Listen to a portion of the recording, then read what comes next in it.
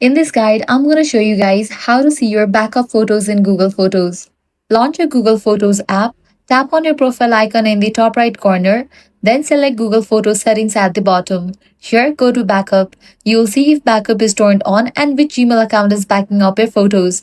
But keep in mind, this only confirms that backup is happening, not which photos are stored. To actually view all your backed up photos, open a web browser and head over to the website photos.google.com.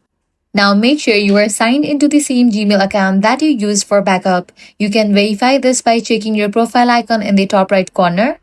Once you are in, you'll see all the photos and videos that have been backed up to your Google Photos account. You can scroll through them, search, and even switch between different Gmail accounts if you have got more than one. This way, you'll know exactly which photos are safe in your backup, and that's it. That's how you check your backup photos in Google Photos. If this guide helped you out, do not forget to like, share, and subscribe. Thanks for watching.